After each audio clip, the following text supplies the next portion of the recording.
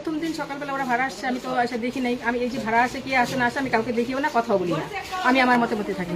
তারপরে সকালবেলা দেখি ছেলেটাও ঘুমের থেকে উঠছে, মেয়েটাও উঠছে।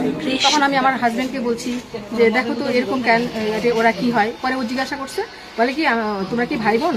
বলে কি না আমরা ভাই বোন না, আমরা ভালো পাই। তা ভালো পাই যদি তাহলে তোমরা কি মুসলিম? বলে কি না তাহলে বিয়ে করে নাও, এগুলো বলছে। তারপরে তো বলার পরে রাত্রিবেলা এই ঘরে আরেকটা ছেলে থাকে, একটা মেয়ে তো থাকে, একটা ছেলে ওই ক্লাসে। ওই ছেলেটা এইটুকু বলছে দেখে আমার হাজব্যান্ডকে অনেক কিছু বলছে রাত্রিবেলা। আমার ছেলে তো তখন ঘরে ছিল না। তারপরে বলছি পরে আমার হাজব্যান্ডকে আমি বকা দিছি যে তুমি কেন জিজ্ঞাসা করতে গেছো, ওরা ভাড়া আসছে কি করছে করতে থাকুক, আমরা আমাদের মতো মতো থাকবো। দিন দিন এরকম থাকেই কিছু না। আর আমি ভগবানকে বলছি, আমি ভগবানকে মানি, ভগবান বলছি ভগবান তুমি এর বিচার করবা, একদিন ঘটবা বিচার করবা। তারপরে আজকে আমি ছিলাম না বাড়িতে, বাপের বাড়ি যাইতে গেছি, ট্রেন ফেল করছি, ফেল করে তারপরে বাড়িতে এসে দেখি হাল্লা ছিলাম, কে কি হয়েছে তারপরে কিছু আমি জানি না। আজকে কি হয়েছে? আজকে আমি ছিলাম না বাড়িতে, আমি বাপের বাড়ি যাইতে নিয়েছিলাম।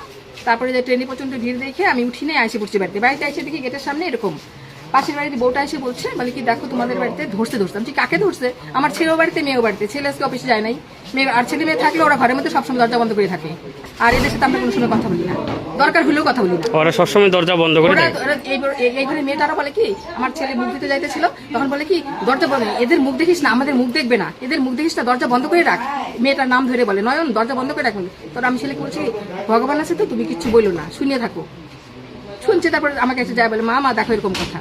তাই হচ্ছে আমি আর কিছু বলি না, আমি আমার ছেলে মেয়েকে গাইড দিয়ে রাখি ঘরের মধ্যে সবসময়। কাজ যখন দরকার হয় ঘরে কুয়ার পাড়ে আসি, ইউজ করি, তারপরে আমরা ঘরের মধ্যে সবসময় দরজা বন্ধ করি। এদের সাথে আমি কোনোদিন কথা বলি না। আমি আজি ৰাতিপুৱা অলপ আগতে মানে মোটামুটি 1-1.5-2 ঘণ্টামান আগতে এটা খবৰ পাওঁ যে আমাৰ এই কাবলি বাগানত এটা ভাড়াতীয়া ঘৰত এজনী ছোৱালী, হিন্দু ছোৱালী, বিজনী কলেজৰ ষ্টুডেণ্ট বুলি আমি জানিব পাৰিছোঁ।